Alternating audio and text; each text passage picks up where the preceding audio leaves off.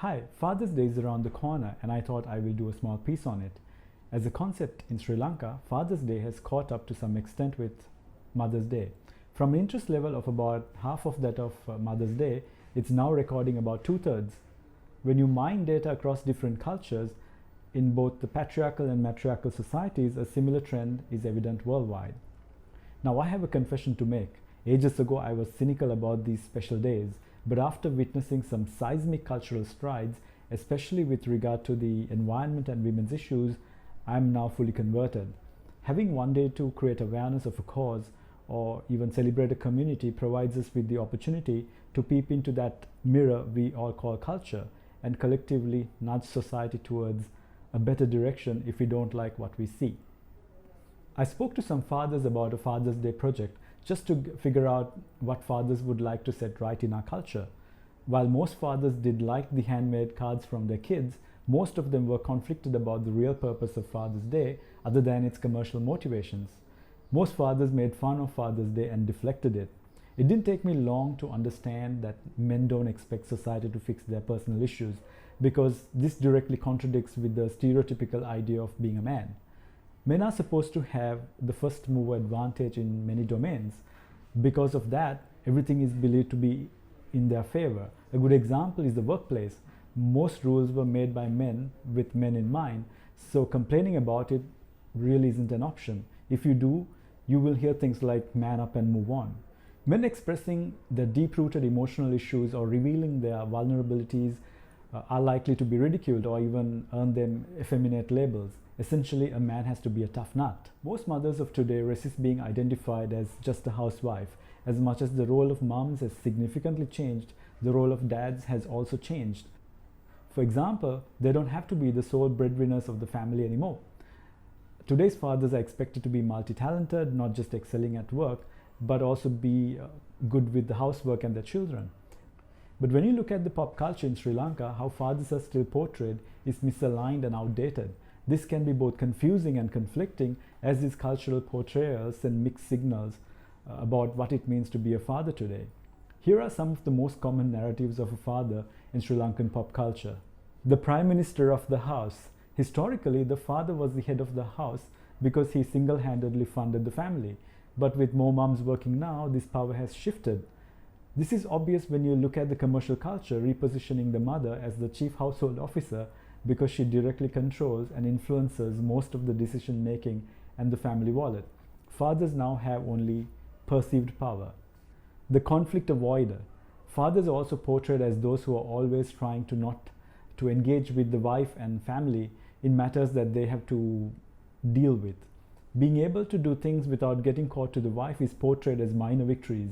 As a culture, we don't seem to understand the concept of constructive conflict and its benefits. Father the son. Coming from a patriarchal society, fathers have something in common with the son. You can feel the presence, but you can't get too close. Respect, even reverence, comes first, followed by love. The father is given ample space and one avoids getting him involved in frivolous activity. Some approach him only for official matters. Armchair advisor. Typically, fathers are shown as those who are concerned more about big problems in the world. They would be great advisors to governments, authorities, sports bodies, and all decision makers from the comfort of their armchairs while being distant from their own realities. The constant chiller, always sitting on the sofa with a newspaper or news on TV or watching matches and sipping some beverage. The idea is that when he's not working, he's chilling. The sucker in the family, armed with portrayed, he's easily scammed by the others, constantly falling for schemes that are too good to be true. He can't filter the motivations and deceptions staring him right in his face. Without the wife, he would honestly be quite lost. Self-destructive escapism. Men aren't supposed to reveal their vulnerabilities as it goes against how they're raised to suck it up and be a man. Old masculine codes suggest more self-destructive routes like affairs, alcohol, and other addictions. The Greek god. You know what makes Greek gods special? They're only good at one thing, agriculture or war or something.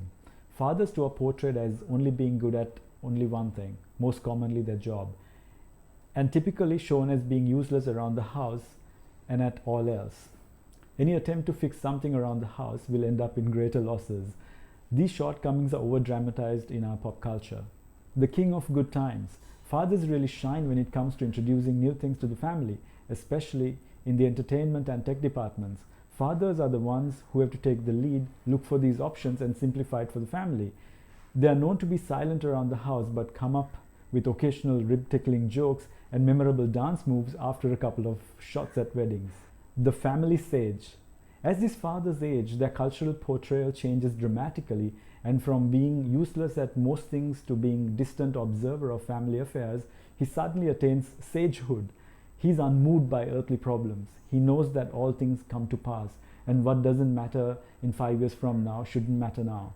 He can dispense uncommon wisdom to the ones in need. Did I miss any other obsolete portrayals of dads in Sri Lankan pop culture? Do let me know in the comments below. You know what I'm talking about. These stereotypical ideas of fathers don't relate to actual fathers. As a culture, we also discriminate against some dads. Single dads and stepdads are missing from our cultural narratives. Today, some fathers share the load around the house and are also good with their kids. They're far more emotionally open and do not hesitate to reveal their vulnerabilities and insecurities to their partners more than their dads did. While there are some brands that have recognized and acknowledged these changes, much needs to be still done. As a culture, we really need to catch up with the real dads in our country. That alone is not enough. We need to actually reevaluate some of these archaic social, legal, and organizational ways and norms in Sri Lanka and empower our fathers. A good starting point would be to introduce paternity leave. Let me know what changes you would like to see in Sri Lanka with regard to our dads. And happy Father's Day to all of you fabulous dads.